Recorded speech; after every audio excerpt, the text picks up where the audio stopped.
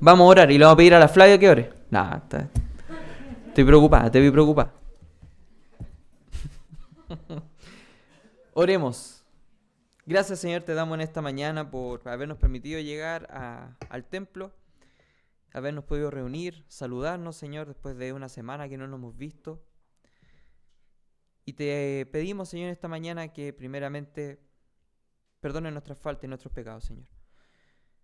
Y que nos ayudes en esta mañana a aprender y poner en práctica, Señor, la palabra y tus enseñanzas, Señor. Lo que vamos a ver el día de hoy en las distintas escuelas. Ayuda a los más jóvenes, Señor, a los más chiquititos a poder comprender dentro de sus capacidades. A los jóvenes también, Señor, en esta etapa que es tan compleja. Y a nosotros los adultos, Señor, ayúdanos a dejar nuestras malas costumbres de lado, Señor. Nuestro egoísmo, nuestra testarudez, para escuchar atentamente tu palabra, Señor, y aprender. Gracias por este día.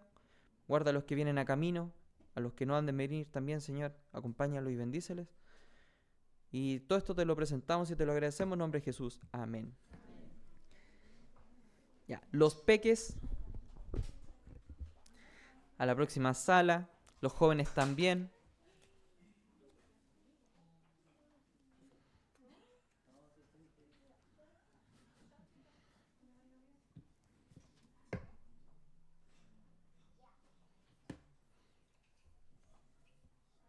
Ya. Siendo las 10:31. Toma. ¿Cierto, Katy? Ah, perdón. Ya. 32, pues dejémosla ahí en el 9. Vamos a dar inicio a la escuela del día de hoy. Y estamos en el libro de Juan. Ah, estoy haciendo estas preguntas como para ver si que están concentrados, así como tener su atención acá adelante. Libro de Lucas. Vayan a la página 908.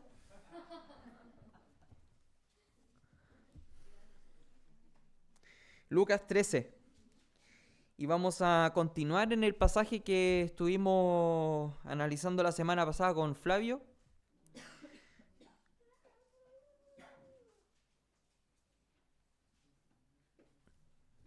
Llegaron, ¿cierto? Ya, ¿se acuerdan de lo que vimos la semana pasada? Así, conceptos, palabras. Arrepentimiento, perfecto. Hay una palabra que es bien fuerte, que contrasta, ¿ah? Hipocresía. Porque esa fue como la última parte, ¿no? Cuando le dijiste a Jesús, sí, son todos unos hipócritas. ¿Se acuerdan de eso? ¿No? Bien. Pero eso está del 1 al 17. Bueno, en la parte ya es del 10 al 17 cuando Jesús le dice a los fariseos que son unos hipócritas porque recordemos que Jesús, ¿a quién sana? A una mujer. Pero no la sanó un lunes, no la sanó un martes. ¿Qué día la sanó? El sábado. ¿Qué día era? De reposo. Entonces, claro, dice, son todos unos hipócritas porque al final, o sea, si necesita estar, o sea, si uno de ellos hubiese estado con la necesidad, no hubiese esperado al domingo o al lunes para sanarse, ¿cierto? Con un trasfondo obviamente mucho más grande por detrás. Y lo que vamos a abordar el día de hoy es lo que continúa, porque termina eso de cuando lo llamo hipócritas, que dice así, 17, al decir él estas cosas se avergonzaban todos sus adversarios, pero todo el pueblo se regocijaba por las cosas gloriosas hechas por él. Y el 18 parte con y dijo. Y hoy día vamos a estar viendo desde el 18 hasta el 30 si es que alcanzamos. ¿Ya? Y vamos a ver de alguna forma, o estos versículos los vamos a dividir en tres. ¿Ya? Acá hay unos subtítulos, que está la parábola de la semilla, la parábola de la levadura y finalmente la puerta estrecha. Y vamos a comenzar con la primera, que no tiene nada que ver cuando dice que si tuviera fe como un grano de mostaza. No, no tiene nada que ver con eso. ya, sino de lo que lo vamos a leer y vamos a empezar a desgranarlo de a poquito. 18, Lucas 13, 18 y dice, y dijo, ¿a qué es semejante el reino de Dios y con qué lo compararé? ¿Quién pregunta eso? Jesús, gracias Ariel. Es semejante al grano de mostaza y que un hombre tomó y sembró en su huerto y creció y se hizo árbol grande y las aves del cielo anidaron en sus ramas.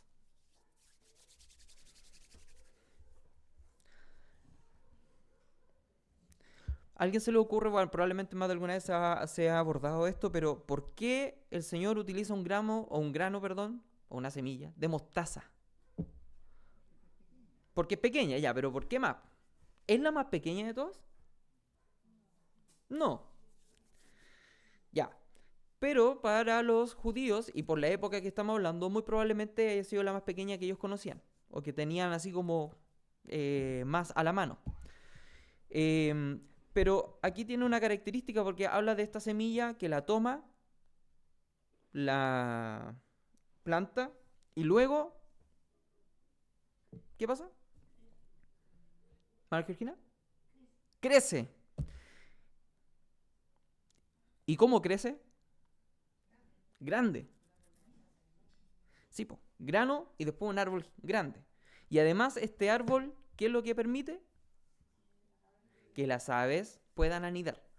Bien, entonces el Señor, bueno, de repente como que cuesta un poquito entenderlo, pero cuando uno lo empieza a analizar y obviamente con ayuda, uno dice, oh, toda la razón, pues, qué capo el Señor. Porque al final utilizar un grano de mostaza para decir luego que crece, efectivamente, el árbol de la digamos, de mostaza puede crecer, si no me equivoco, como hasta 5 metros. De así, chiquitito. 5 metros. Y además de eso, las aves pueden anidar en él. O sea que es un árbol frondoso, exacto. Y resulta que, bueno, cuando parte Jesús su ministerio, ¿cierto? Parte calladito, empieza con las enseñanzas, empieza a hacer todas estas señales, ¿cierto? Y de a poco empieza a crecer. Pero resulta que no llega y no va a crecer mientras él esté aquí en la tierra necesariamente, ¿cierto? Porque vamos a ir viendo que a medida que va avanzando, porque él está en Galilea, ¿cierto? Viajando, si bien tiene hartos seguidores, pero tiene muchos detractores, ¿cierto? Y como ya sabemos y hemos aprendido, llega un momento en que todo el pueblo de Israel le da la espalda. Entonces se entiende claramente que el reino del Señor aquí lo que está hablando es a posteridad, ¿sí? Cuando el reino del Señor sea tan grande como un árbol, ¿cierto? Que parte de poquito y que llega a algo muy grande, inesperado, digamos que un árbol de 5 metros, y que además puede eh, guardar aves en él. No está hablando de este tiempo, está hablando de lo que viene. O sea, además de esto está, de alguna forma, profetizando, está mostrando lo que va a devenir. Y hay otra cosa que es importante en estos dos versículos, que lo tengo anotado por acá. Un segundo.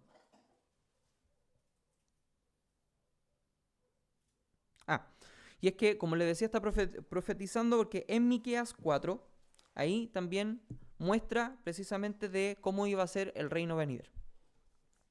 ¿Lo quieren que lo leamos, no?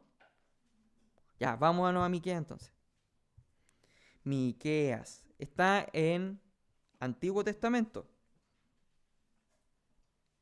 Después de Jonás. Bien, chiquillos, bien.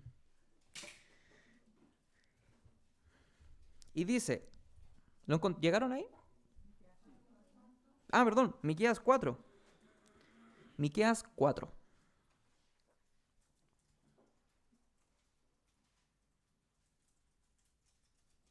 Lo voy a pedir a Cami. ¿Lo puedes leer tú? Del 4, 1 hasta el 8.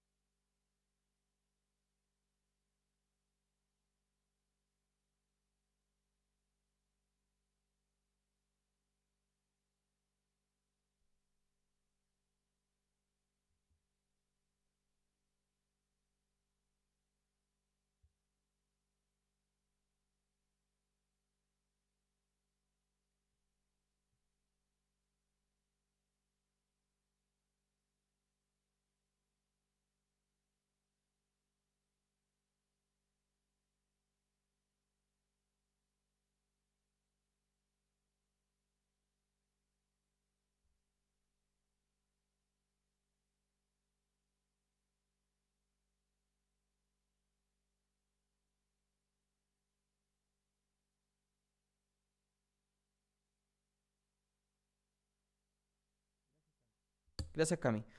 Bueno, aquí también tomando lo que escribe Miqueas, obviamente vamos a también abordar lo que vamos a seguir analizando esta mañana. Y esto es importante porque como el reino de Dios va a crecer a tal magnitud que además no es solo y en ningún caso solamente para los judíos, sino que también va a abordar a todos, a los gentiles de alguna forma. Y esto lo podemos entender cuando habla en este versículo 19 que dice, y las aves del cielo anidaron en sus ramas. ¿Por qué?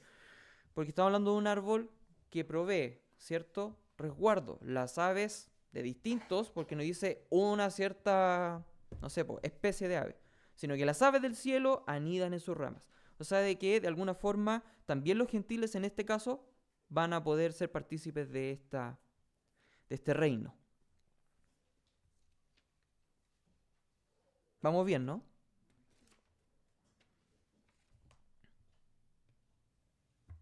¿Dudas?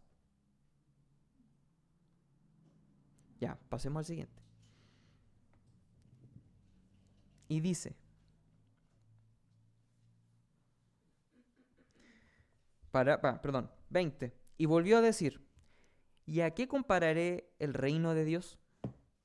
Es semejante a la levadura que una mujer tomó y escondió en 3 medidas de harina hasta que todo hubo fermentado.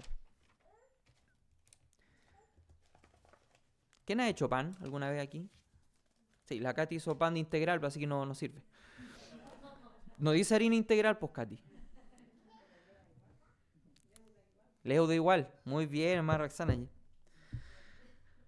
¿Cierto? Uno ocupa un poquito de levadura en la harina y ¡pum!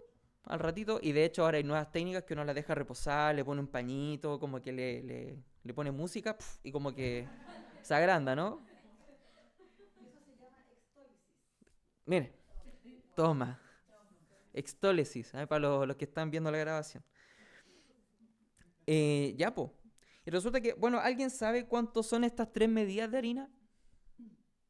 No son 3 tazas, ¿ya? Descartado inmediatamente, no son 3 tazas. Tampoco son 3 kilos. Pastor, usted no sabe. Tampoco. Es mucho más que eso. ¿Cómo? Casi 25 kilos. Más o menos. Sí. Nos dice cuánta levadura. ¿Se han dado cuenta de eso, cierto? Sí, como que toma levadura y lo pone en 3 medidas de harina. Ya, 3 medidas de harina son 25 kilos de harina. ¿Ya? Pero cuando obviamente aquí el Señor habla de cómo va a ser el reino, es que algo de nuevo pequeño es tomado en algo que es bastante, ¿no? 25 kilos. Y no es que leude una parte, lo leuda todo. Si lo hacemos paralelo con el Señor, la levadura, porque regularmente recordemos que la levadura ocupaba como de forma negativa, ¿no? Un poquito antes dice así como no se contaminen de la levadura los fariseos, dice un poquito en Lucas, un capítulo más atrás. Y no, pues en este caso, ¿qué está diciendo? Que la levadura, en este caso, que va a impactar de tal forma de que toda la levadura, estos 25 kilos de harina se van a ver afectados con esta levadura y que todo va a leudar y que va a crecer. O sea, el Señor ha dado dos parábolas que si uno se detiene a analizarlas, insisto, con cierta ayuda, uno dice, chuta, tiene todo sentido. Vemos que han pasado 2000 años y algo desde que el Señor llegó, ¿cierto? Todavía no llegamos a los 2000 años que el Señor partió, ¿cierto? Porque es en el 2033. Y aún así, todo el mundo ha sido impactado con Jesús, ¿cierto? Con el Hijo de Dios. Y de alguna forma, esto, vuelvo a insistir, porque dice, el reino de Dios será semejante a, o es semejante a. O sea, está hablando de lo que va a llegar a ser. Y hay una parte que está en Romanos 8. Vámonos para allá. Romanos 8, después de Hechos. 18 al 21. ¿Qué dice? Pues tengo por cierto que las aflicciones del tiempo presente no son comparables con la gloria venidera que en nosotros ha de manifestarse. Porque el anhelo ardiente de la creación es el aguardar la manifestación de los hijos de Dios. Porque la creación fue sujetada a vanidad, no por su propia voluntad, sino por causa del que la sujetó en esperanza. Porque también la creación misma será liberada de la esclavitud de corrupción a la libertad gloriosa de los hijos de Dios. Bonito, ¿no?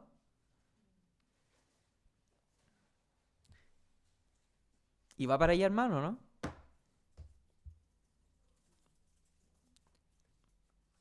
Voy a preguntar de nuevo. ¿Y va para allá, hermano, no? Amén, amén. Tiene que haber convicción.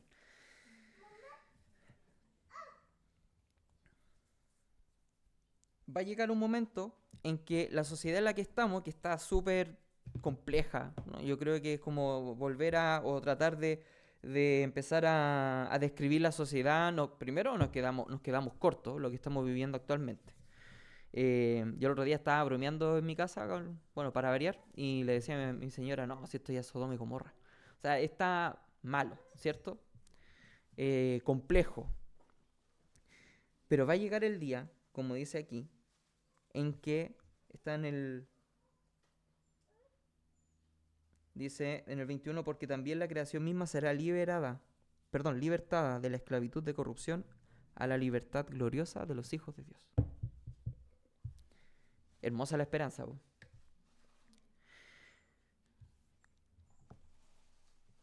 Y aunque me rete mi señora, ¿tiene esa esperanza, hermano, usted o no?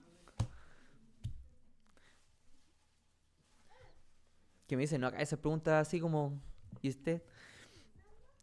Porque, pucha, de repente uno se ve súper agobiado y súper afligido con todo lo que estamos viviendo, po. Entonces, cuando uno, o en vez de tener ese,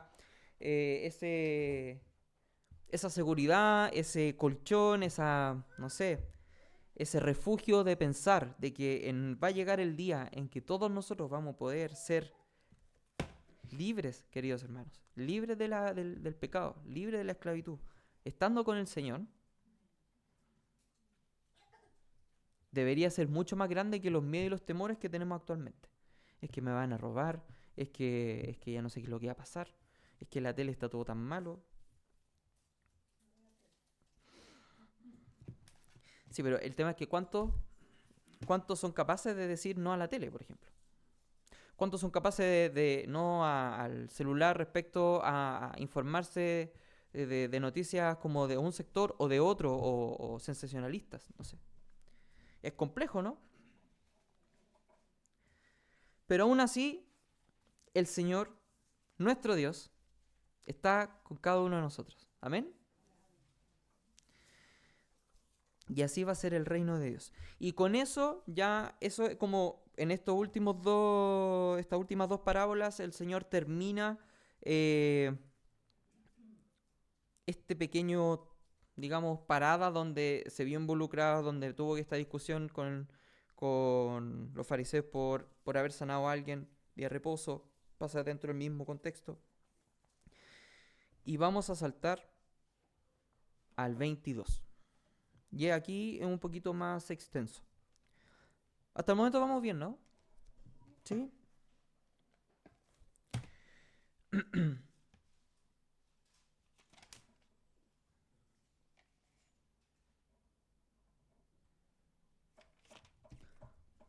Ya. Lucas 22 al 30. Y parte diciendo: pasaba Jesús por ciudades y aldeas enseñando y encaminándose a Jerusalén. El pastor lo ha dicho varias veces, ya está, digamos, la cuenta regresiva a llegar a Jerusalén para el término de su ministerio y posterior muerte. ¿Sí? Entonces cada vez se va acercando más. Y alguien le dijo: Señor, ¿son pocos los que se salvan? Debo ser sincero, ¿eh? Nunca había leído esa pregunta con anterioridad. No, es que nunca me había topado con ella. Y la pregunta es como extraña, ¿no? Pero si lo tomamos con lo que viene enseñando Jesús, de que el reino será y todo eso. Y alguien le pregunta, Señor, ¿son pocos los que se salvan? ¿Por qué será? ¿A alguien se le ocurre por qué pregunta esto? Y a lo mejor podríamos decir que la persona que pregunta esto es un seguidor de verdad de Jesús, po, es un creyente de verdad. ¿Por qué podemos llegar a esa conclusión? Primero, porque Jesús iba viajando, ¿cierto? Entonces llevaba a un grupito que lo iba siguiendo. Muchos se quedaban en la misma aldea, pero aquí dice que iba viajando. Pero además, y más importante que eso, le pregunta si son pocos los que se salvarán. O sea, de alguna forma tiene un conocimiento, un entendimiento de lo que va a venir después. Y Jesús le dijo, esforzaos a entrar por la puerta angosta, porque os digo que muchos procurarán entrar y no podrán. ¿Qué, mi amor? Pati.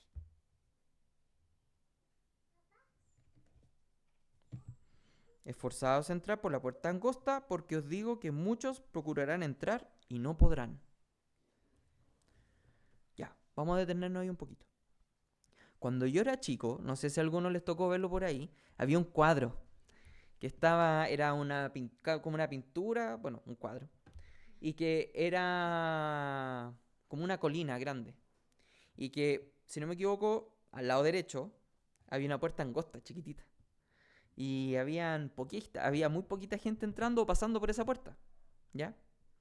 Mientras que al lado izquierdo no había puerta, pues eran pilares así, era como una pasada súper grande en donde habían como entretenciones. Y adivinen, pues si aquí había poquita gente, ¿dónde estaba el resto? Al otro lado. Y siempre me llamó la atención cuando era chico, ya porque era como bien gráfico el tema de la puerta angosta o la puerta estrecha, ¿sí? El pasar por la puerta angosta. ¿En la iglesia tenemos alguna puerta angosta?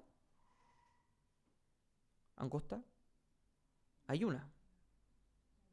Literalmente. La de la cocina, en el acceso aquí, ¿no? Es angosta, ¿cierto?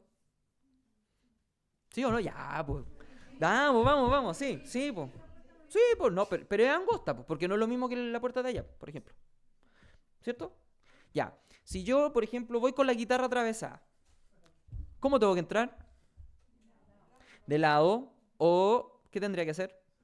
Sacarme la guitarra, ¿cierto? Porque es como que el flojo trabaja dos veces, entonces uno empieza a moverse o buscar la forma de pasar. No, pues, pero ¿qué debería hacer? Sacar la guitarra. Si yo viniera, o no necesariamente por aquí, pero pasara por alguna puerta angosta y llevara a mi espalda una mochila de estas de trekking, que son como de 60 litros, ¿sí? Que va con la parte acá arriba, ¿cierto? Y el saco atravesado, la cosa para dormir y todo lo demás. ¿Qué tendría que hacer?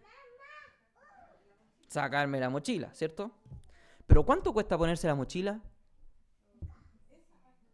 Es harto, ¿cierto? Y de repente hasta la misma guitarra también, po. Y muchas veces uno no anda con una pura mochila, anda con la mochila, con la lonchera, que el coche, que el juguete del niño, ¿cierto? O maletas, o preocupaciones, o conflictos, o testarudez. Y así podemos poner muchos más ejemplos. Pero ¿cuánto quiero yo sacarme ese tipo de cosas para poder pasar por esa puerta? Y no buscar el arreglo para poder pasar con todo eso igual. ¿Nos pasa o no? Sí, po. Como que el pastor tuviera que pasar con las muletas. Tendría que sacarse las muletas, pero cuesta, pero igual pasa. Pero eso es lo que pasa con la puerta estrecha. O sea, perdón, cuando aquí se refiere el Señor, esforzados a entrar por la puerta angosta, porque os digo que muchos procurarán entrar y no podrán. Y es precisamente, y por eso estábamos haciendo, o los llevaba a ese ejercicio de reflexión, que es despojarse de cosas.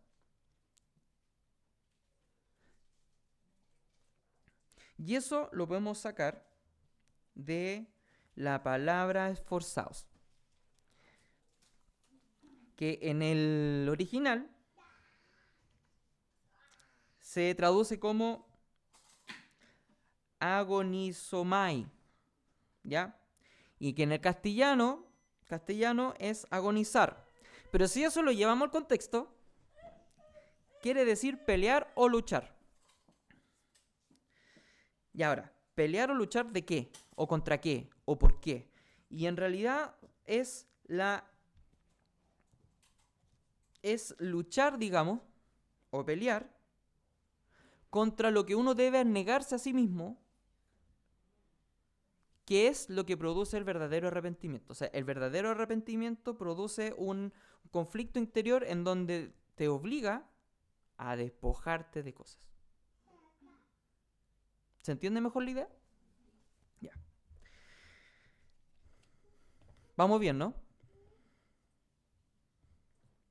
Entonces, para yo poder pasar por esta puerta, tengo que despojarme. Y hay una parte en Lucas, en el mismo libro Lucas, capítulo 3. Váyanse para allá, por favor. Están ahí mismo. Lucas 3, cuando Juan el Bautista dice lo siguiente. Versículos 4 y 5. Lucas 3, versículos 4 y 5. Dice, como está escrito en el libro de las palabras del profeta Isaías, que dice, voz del que clama en el desierto, preparad el camino del Señor. Enderezad sus sendas. Todo valle se rellenará y se bajará todo monte y collado. Los caminos torcidos serán enderezados y los caminos ásperos allanados. Quiero leer esa última parte de nuevo, a ver qué, y quiero preguntarles qué les parece. O por qué hago el cruce con esto. 5. Todo valle se allanará y se bajará todo monte y collado, los caminos torcidos serán enderezados y los caminos ásperos allanados. Y estamos hablando cuando dice que voz del que clama en el desierto, preparar el camino al Señor. Está hablando del Señor. Y que hay que preparar el camino. Y después, de nuevo, todo valle se rellenará, se bajará todo monte y collado, los caminos torcidos serán enderezados y los caminos ásperos allanados. ¿Qué tiene que ver esto con lo que estábamos leyendo o analizando anteriormente? Esto de despojarse, de luchar o pelear contra con lo que uno tiene interiormente y del verdadero arrepentimiento. ¿Qué tiene que ver todo esto? Señora, hermana Georgina. Ujú. Perfecto. Súper bien. Para poder pasar por la puerta angosta hay que despojarse de todo, ¿cierto? Pero cuando el verdadero arrepentimiento aparece, digamos, que es lo que genera el Señor en nuestras vidas, todos los valles deberían ser rellenados, valles interiores de la vida. Nuestros montes y collados deben bajarse. Los caminos ásperos deben ser allanados. Y los caminos torcidos serán enderezados. Aquí voy con todo esto. Esta lucha o la pelea o pelea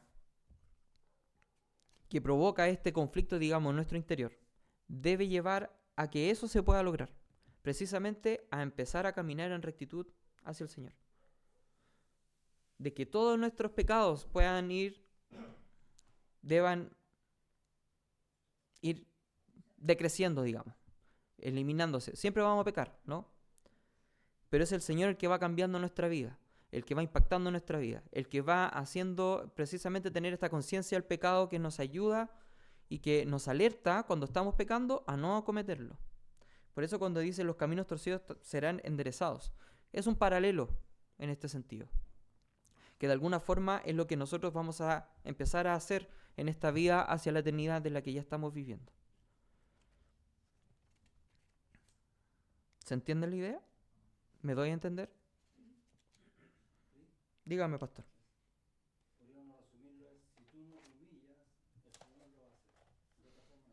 Claro. Si no te humillas, el pastor está comentando, si no te humillas, uno no se humilla, Dios nos va a humillar para que precisamente esto se pueda cumplir y que se genere un cambio interior. Y lo que Bueno, y acá esto, bueno, continuamos leyendo. Estábamos en el 24, pasemos al 25, lleguemos hasta el 30 para luego ir desglosando. 25. Después que el padre de familia haya levantado... No, partamos el 24 para entender bien la idea completa. Esforzaos a entrar por la puerta angosta, porque os digo que muchos procurarán entrar y no podrán. Después que el padre de familia se haya levantado y cerrado la puerta, y estando afuera empecéis a llamar a la puerta diciendo, Señor, Señor, ábrenos, él respondiendo os dirá, no sé de dónde sois. Entonces comenzaréis a decir, delante de ti hemos comido y bebido, en nuestras plazas enseñaste. Pero os dirá, os digo que no sé de dónde sois.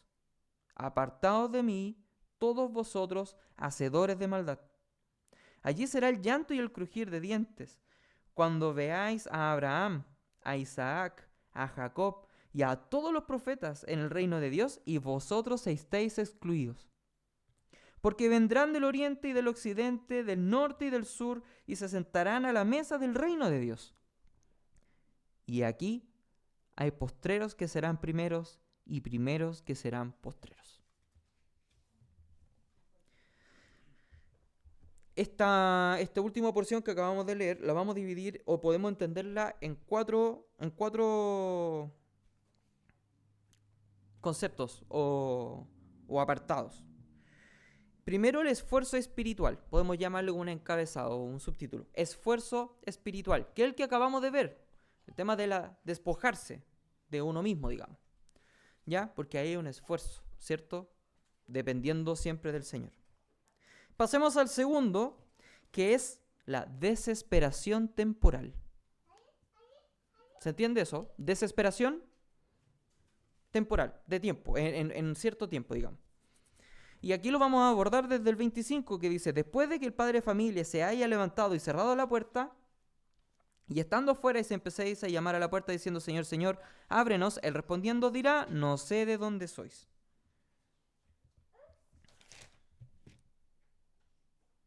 Sí.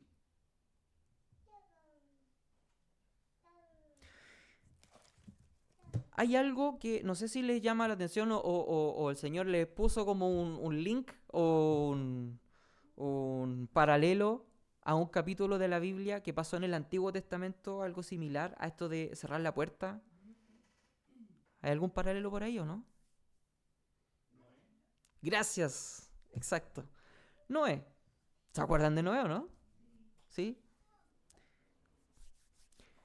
Noé, el Señor le habla y dice, tienes que armar un arca porque va a llover. Y va a llover mal, ¿cierto?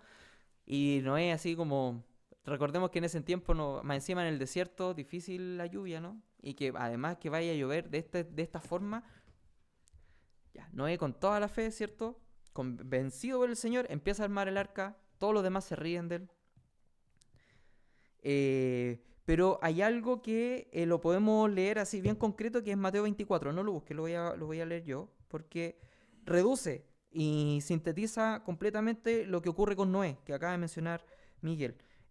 Mateo 24, 38 y 39 dice así. Porque como en los días antes del diluvio estaban comiendo y bebiendo, casándose y dando en casamiento, hasta el día en que Noé entró al arca, y no entendieron hasta que vino el diluvio y se los llevó a todos. Así será la venida del Hijo del Hombre. Es exactamente lo mismo. Porque aquí dice, padre de familia se levantará, cerrará la puerta y empiezan a llamar y no, ya se cerró, nada que hacer, fuera. ¿Sí? Lo mismo pasa con Noé. ¿Y qué pasa después con Noé? Se cierra el arca. ¿Quién cerró el arca? ¿Noé? No, ¿cierto? ¿Quién fue? Dios cerró el arca. O sea, no había ni una posibilidad de que alguien me entrara. Se cierra y Noé dice, todo que tenía espíritu en su nariz, muere. O sea, todo ser vivo, muere. Bien, po. Entonces en este caso también existe lo mismo, que acá cuando se cierra la puerta ya nadie más va a poder entrar.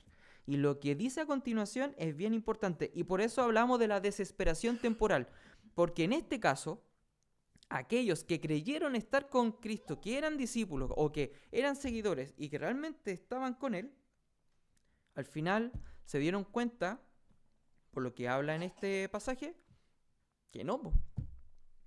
Compartieron con Jesús, estuvieron en sus charlas, en sus TED Talks, ¿cierto? Estuvieron ahí con Él, los acompañaron en todos momentos, pero resulta que no fueron salvos, po. ¿Se habrán engañado ellos mismos también? ¿Habrán tenido lo que estamos viendo recién, esto de el esfuerzo espiritual? ¿Tuvieron a lo mejor esto de empezar a negarse a ellos mismos para poder seguir a Cristo? ¿Empezaron a despojarse de todas las cosas para poder seguirle? Pareciera que no. Vamos bien, ¿cierto? Punto 3. Falta de relación. Otro subtítulo. 25-27.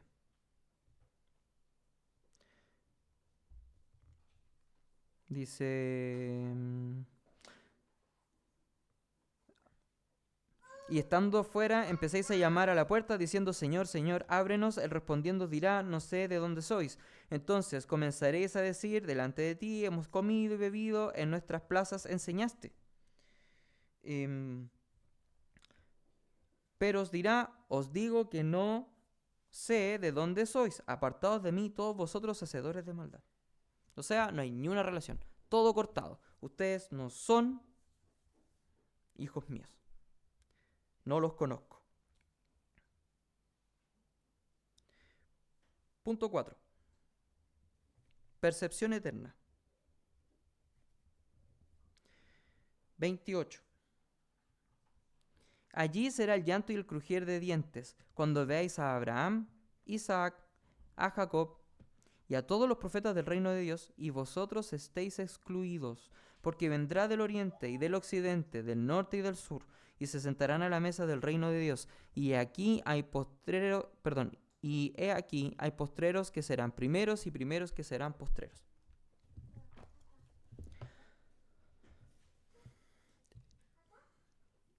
En esta parte tenemos precisamente esta percepción eterna en donde nos damos cuenta de que si bien estas personas que creían o que pensaban que eran del Señor no lo eran y quedaron fuera, Jesús de alguna forma ejemplifica aquí y muestra cómo va a ser después.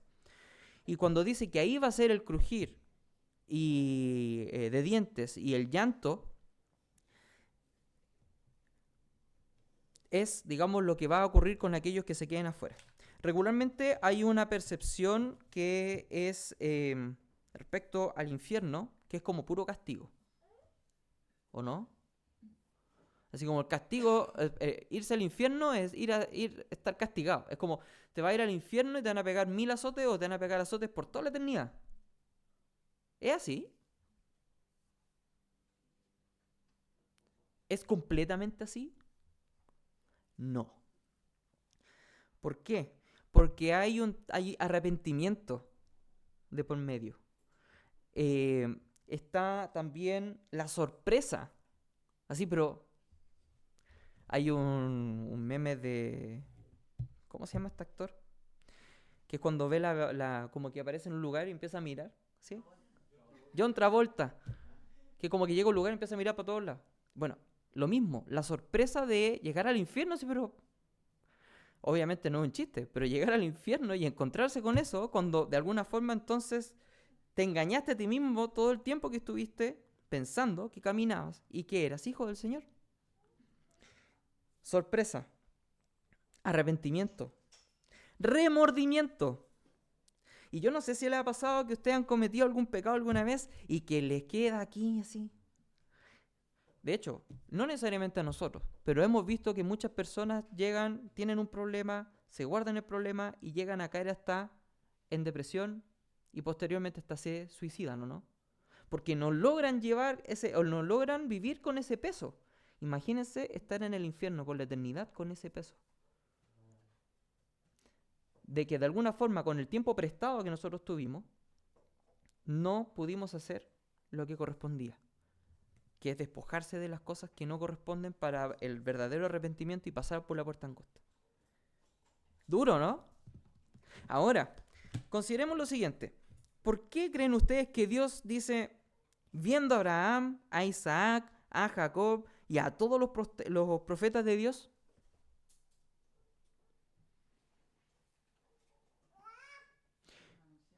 ¿Cómo? Porque ellos lo anunciaron, pero aquí hay un tema casi de identidad nacional. ¿Por qué?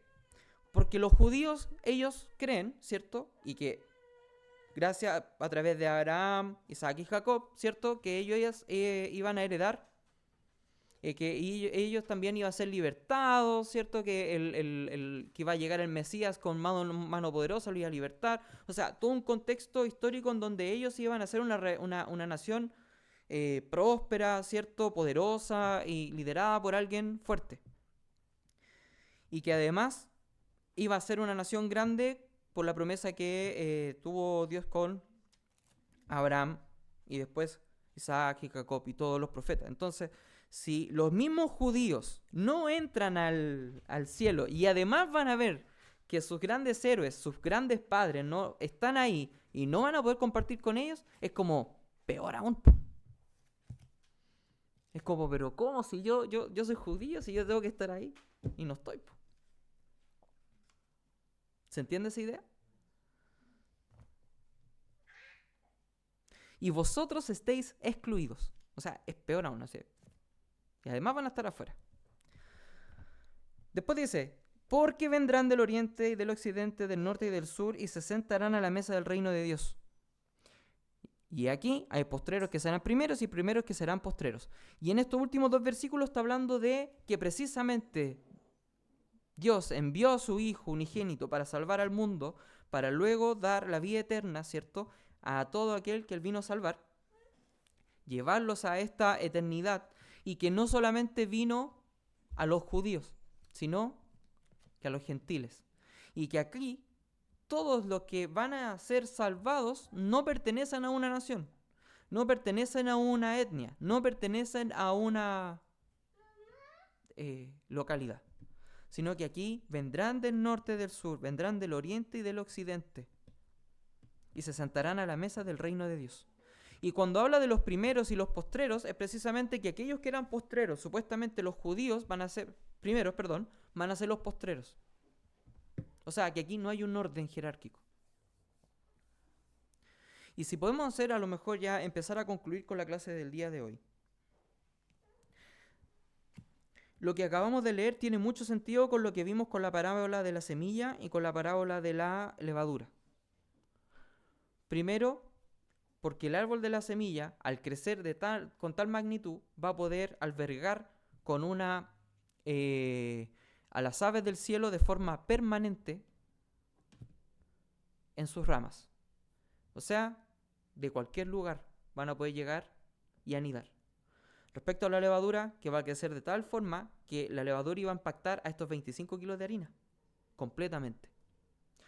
Por otro lado, de que la salvación es del Señor y que efectivamente Él se la da a quien Él quiera dársela. Y que en este caso no corresponde a un prototipo, a un tipo de persona o a una nacionalidad, sino que Él decide a quién, y que Él es dueño y señor de todo. Y finalmente podemos tomar y cerrar con dos ideas principales. Primero,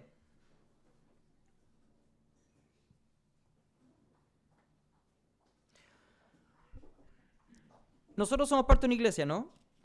Y qué bueno que hayan llegado todos. Para ir cerrando, son 2 minutos más. ¿Somos parte de la iglesia? ¿Amén? Algunos nomás, voy a volver a preguntar. ¿Somos parte de la iglesia? Ya. Amén. Y nosotros como discípulos de Cristo, ¿a qué estamos llamados?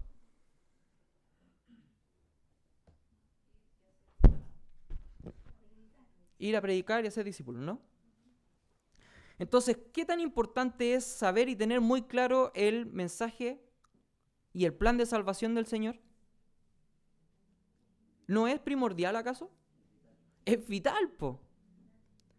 Resulta que cuando Jesús empieza a recapitular todo esto y empezar a llamar la atención y dice que el reino de Dios va a ser así, el reino de Dios va a ser de esta forma, es porque está enseñando ¿Cómo es el reino de Dios? Y no dice, pucha, a ver, en una de esas si son judíos puede que sí lo acepte. No, está diciendo, aunque sean judíos, van a quedar afuera. ¿O no? Y estamos siendo expuestos a un plan de salvación que muchas veces es súper, súper light, ¿o no? A través de redes sociales, a través de la radio, medio de comunicación, en donde dice, oh, ven al altar, el Señor te ama, sí, Él va a ayudarte en todo y va a poder cumplir todas tus metas. Porque el Señor, tú quieres que sea un vencedor. Ir de victoria en victoria, de gloria en gloria. A ti nadie te va a bajar, porque 10 y van a caer delante de ti y tú vas a poder y ser, no vas a hacer cola, vas a hacer cabeza y todo ese tipo de cosas, ¿o no? ¿Y es eso lo que enseña el Señor? Acabamos de ver que una de las cosas primeras que enseña el Señor es precisamente para pasar por la puerta angosta hay que despojarse de todas las cosas que nosotros tenemos que no son y que no corresponden al Señor. Entonces, punto 1, es elemental, es vital conocer el plan de salvación y primero creerlo uno y segundo, tenerlo claro al momento de predicarle a alguien que no conoce al Señor. ¿Amén? Punto 2. Hermano querido, la batalla por negarse a uno mismo es realmente intensa. De negarse a sí mismo y seguir a Cristo es realmente intensa.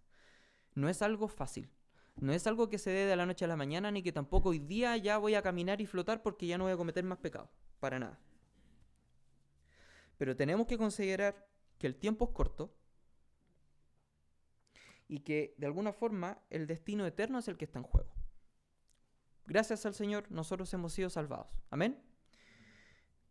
Pero esas son cosas que nosotros tenemos que tener muy en claro al momento de ir y predicar a los demás. Jesús aquí, al momento de ir y predicarle a los demás, fue tajante.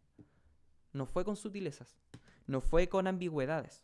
No fue con, sí, mira, podemos verlo después. O no, mira, yo creo que el Señor igual te va a amar. No, si no importa que tú seas de tal forma, si total el Señor perdona todos los pecados, así que continúa nomás. Es tajante el Señor. Y esa convicción, porque obviamente hay una convicción detrás, tiene que estar en cada uno de nosotros, como una semilla mostaza que vaya creciendo hasta que ocupe todo nuestro cuerpo, todo nuestro ser, toda nuestra mente, todo nuestro espíritu. Para nosotros también después, obviamente, crecer como cristianos y tener obviamente la claridad de lo que debemos hacer con nuestra vida. Amén. ¿Alguna duda, consulta? ¿No? Un dato aparte, y con esto termino, que a ti no me oyes. Hay una alabanza que escuché hace, bueno, que tengo un disco bien rayado que es de Sovereign Grace. El disco se llama En ti esperamos, por si alguien lo quiere escuchar. Por último se lo puedo mandar o lo puede buscar en YouTube o en YouTube, que se llama En ti esperamos. Y hay una alabanza que se llama, la tengo acá, espera un poquito, son 3 minutos, 30 segundos, que dice Cristo nuestra gloria, así se llama la alabanza. Y hay una parte en esta alabanza que dice así, la voy a leer porque no quiero equivocarme. Dice, ¿por qué temeremos de la prueba o el mal? Ten calma y recuerda que si llega al final, el viaje se acorta y nos lleva al hogar. Lo voy a leer de nuevo. ¿Por qué temeremos la prueba o el mal? Ten calma y recuerda, si llega al final, el viaje, este viaje, se acorta y nos lleva al hogar. Jesús se fue, ¿cierto? Y dijo, voy a preparar morada. Entonces, querido hermano, si usted de verdad que no está pasando bien aquí en la tierra, tenga esta esperanza y confíe que cualquier cosa el Señor nos lleva. ¿Amén? Oremos. Señor, te damos gracias por esta escuela dominical, gracias porque podemos compartir como iglesia en una hermosa comunión, aprender de ti y porque nos enseña, Señor, con esta transparencia y con esta seriedad de lo que tú tienes preparado para nosotros, Señor, de lo que tú has hecho, Señor, en tu plan de salvación para toda la humanidad.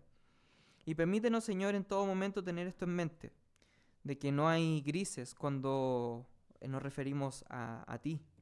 No hay grises, Señor, no hay bemoles, como dicen, al momento de entender tu fe, entender tus mandamientos, entender todo lo que son tus enseñanzas. Porque tú eres el principio y el fin, porque tú eres Dios y tú no cambias. Permítenos entenderlo y tener eso siempre en mente. Y ayúdanos, Señor, a crecer y poder también aprender y compartir el plan de salvación con otros, Señor, de la forma correcta, de la forma en que tú nos has enseñado y la forma, Señor, que debe ser expuesto. Gracias por este tiempo de aprendizaje y ahora permítenos tomar un cafecito rico, Señor. Y todo esto te lo agradecemos en nombre de Jesús. Amén.